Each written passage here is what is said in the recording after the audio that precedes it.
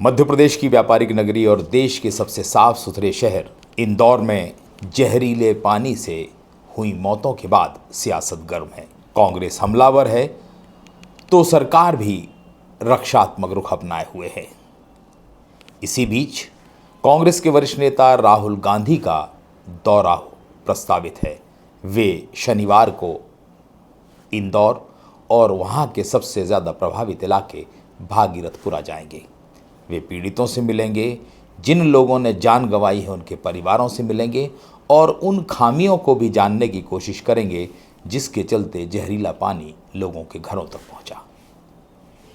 सवाल एक ही उठ रहा है, क्या राहुल गांधी ने देर तो नहीं कर दी?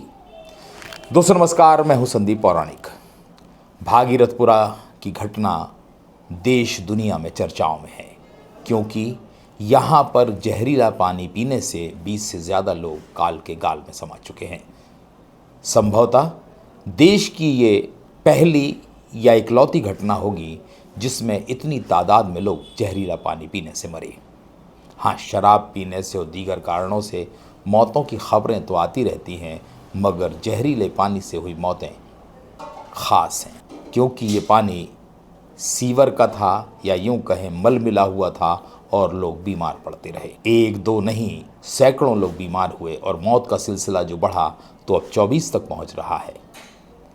सबसे बड़ी बात यह है कि सरकार ने शुरुआत में पर्दा डाला। कांग्रेस ने इसे मुद्दा बनाया।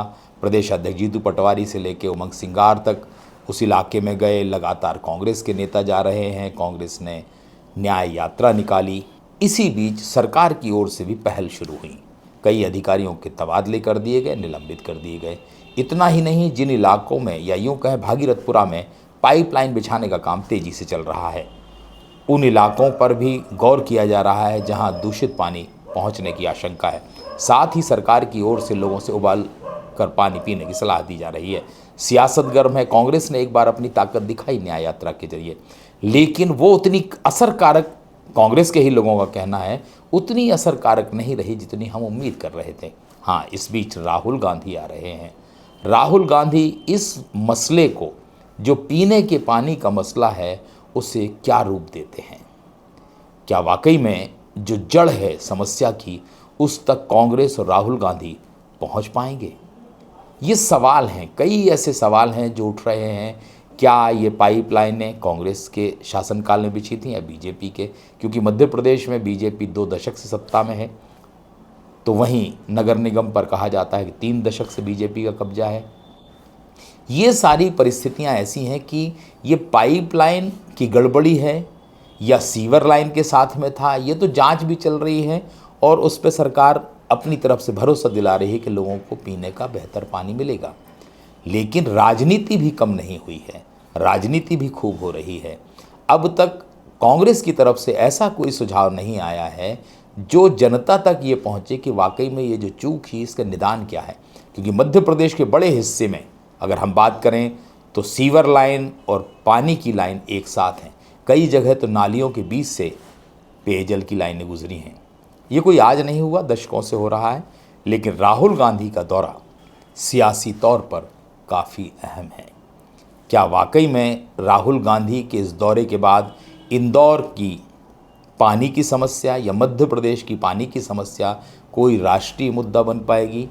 या प्रदेश में जिस तरह की समस्याएं हैं, पानी की समस्या भी बहुत बड़ी समस्या है प्रदेश में। कई इलाकों में पानी नहीं पहुंचता, कई इलाकों में गंदा पानी पहुंचता। ये ऐसे मसले हैं जिनका निदान सरकार को करना चाहिए और विपक्ष को अपनी भूमिका निभानी चाहिए। वाकई में अगर राहुल गांधी का ये दौरा सफल हुआ या राहुल गांधी विपक्ष की भूमिका के तौर पर सरकार को व्यवस्थाएं सुधारने पर मजबूर कर सके, तो इसका राज्य को लाभ होगा और सियासी तौर पर कांग्रेस को भी।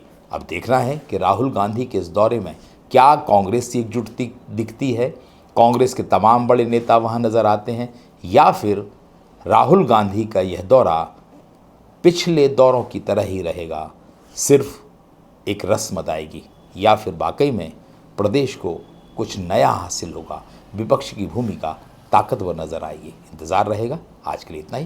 नमस्कार।